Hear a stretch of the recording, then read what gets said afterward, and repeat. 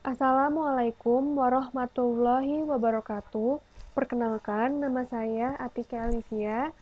Saya akan mempresentasikan proposal penelitian tugas akhir saya yang berjudul Perancangan Rute Terpendek pada E-commerce Angon menggunakan algoritma Dijkstra. Baik, langsung ke outline-nya saja atau garis besar yang akan saya sampaikan pada video presentasi kali ini, yaitu ada pendahuluan, masalah, solusi, dan hipotesis atau dugaan sementara. Pendahuluan. Nah, penelitian tugas akhir ini akan berhubungan dengan peternakan yang ada di Indonesia.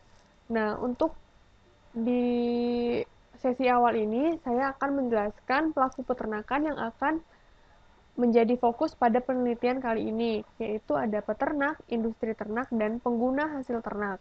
Peternak adalah orang atau industri yang membudidayakan hewan ternak untuk dijual kembali.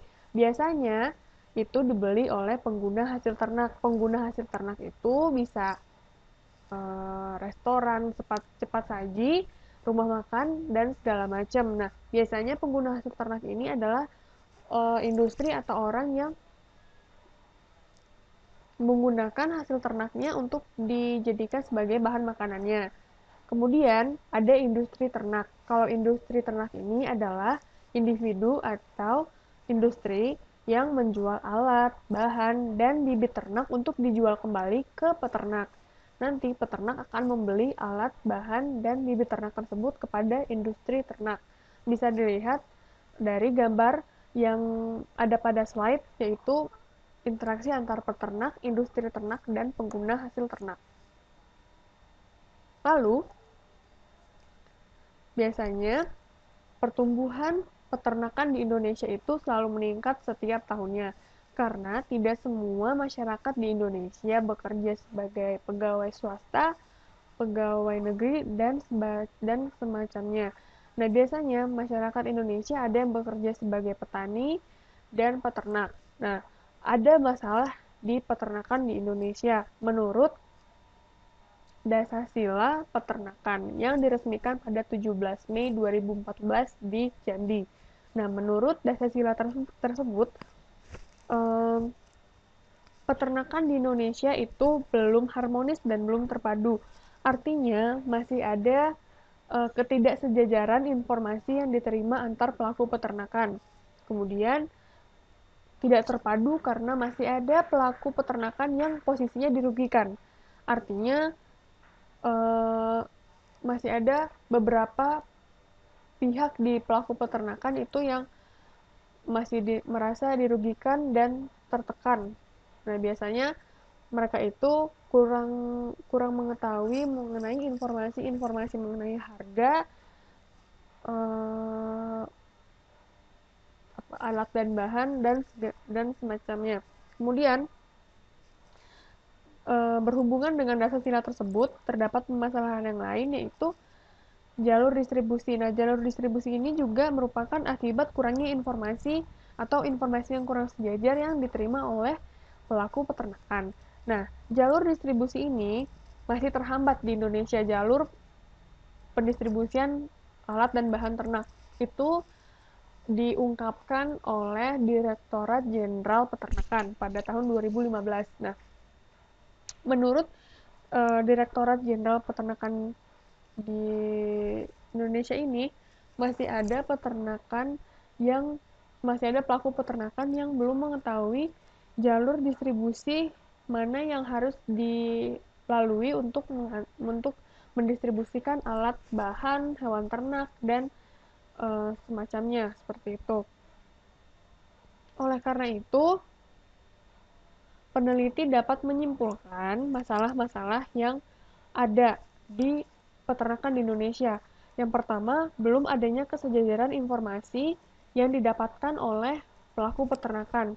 Informasinya dapat berupa harga, dapat berupa alat dan bahan ternak, dapat berupa pelaporan, dan segala macam.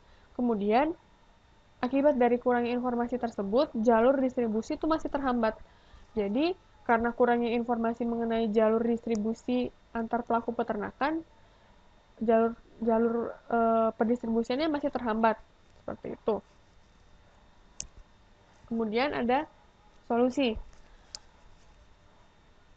Berdasarkan permasalahan yang sudah diungkapkan, yang sudah diutarakan, peneliti mengusulkan sebuah e-commerce angon. Nah, e-commerce angon ini adalah e-commerce atau aplikasi yang nantinya dapat mengintegrasikan komunikasi dan transaksi antar pelaku peternakan. Nah, e-commerce angon ini berbasis website. Jadi untuk mengaksesnya memerlukan sebuah web browser.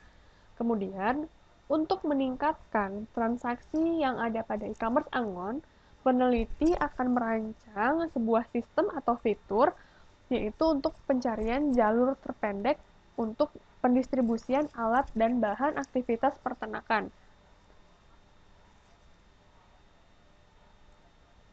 Oleh karena itu, kesimpulannya, peneliti akan merancang e-commerce angon yang memiliki sistem pencarian rute terpendek untuk pendistribusian aktivitas alat dan bahan peternakan. Nah, maksudnya di sini, mengapa aplikasi Angon dikatakan sebagai aplikasi e-commerce? Karena pada aplikasi e-commerce Angon ini terdapat 3 komponen utama yang ada pada e-commerce, yaitu ada buyer, ada seller, dan network. Artinya, buyer dan seller yang ada pada e-commerce Angon ini nantinya akan dihubungkan melalui internet atau secara online. Jadi, transaksi yang akan dilakukan antar pelaku peternakan itu dilakukan secara online. Terus, bagaimana cara merancang rute terpendek pada e-commerce Angon? Nah, peneliti akan menggunakan sebuah algoritma yang sudah terkenal, yaitu algoritma Dijkstra. Algoritma Dijkstra sendiri biasanya digunakan untuk mencari jalur terpendek dari sebuah lintasan yang arahnya itu tidak mundur, jadi maju. Artinya bobot negatif atau eh, jalur balik atau jalur mundur ke belakang itu tidak dihitung pada algoritma ini. Nah, biasanya algoritma ini digunakan untuk mencari sebuah jalur logistik, pendistribusian logistik suatu barang. Nah, hal tersebut sesuai dengan e-commerce Angon yang akan memiliki sistem untuk pendistribusian alat dan bahan peternakan seperti itu. Lalu, bagaimana cara merancangnya? Cara merancang e-commerce Angon yang memiliki sistem pencarian rute terpendek pada jalur pendistribusiannya, maka peneliti akan menggunakan model konseptual. Nah, di sini ada proses, ada input, proses, dan output. Nah, input yang akan uh, input yang akan diinputkan pada proses itu adalah data pelaku peternakan. Nah, data pelaku peternakan itu dapat berupa nama, alamat, dan segala macam nanti akan diproses menjadi sebuah kalkulasi jarak dari alamat tersebut dan outputnya sebuah navigasi rute terpendek. Jadi, untuk pendistribusiannya akan lebih cepat dibanding sebelumnya karena tidak ada karena udah ada navigasi untuk melakukan pendistribusian dari lokasi awal ke lokasi tujuan seperti itu. Kemudian ada sistematika penelitian.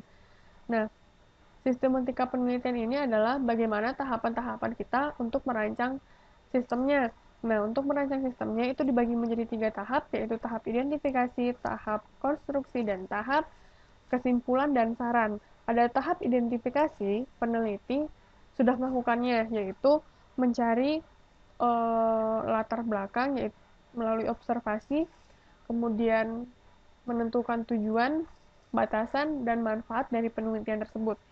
Nah, kemudian nanti pada tahap selanjutnya peneliti akan melanjutkan pada tahap konstruksi. Pada tahap konstruksi, peneliti akan menggunakan metode pengembangan sistem yaitu iteratif dan inkremental. Nah, pada tahap iteratif dan inkrementalnya nanti akan dibagi menjadi 4 fase lagi, yaitu ada fase insepsi, elaborasi, konstruksi, dan transisi. Tahap terakhir dari sistematika penelitiannya itu adalah tahap kesimpulan dan saran. Pada tahap kesimpulan dan saran, peneliti akan menjawab apakah tujuan yang sudah diutarakan di awal itu sudah tercapai apa belum setelah dilakukannya pengembangan sistem itu sendiri. Seperti itu.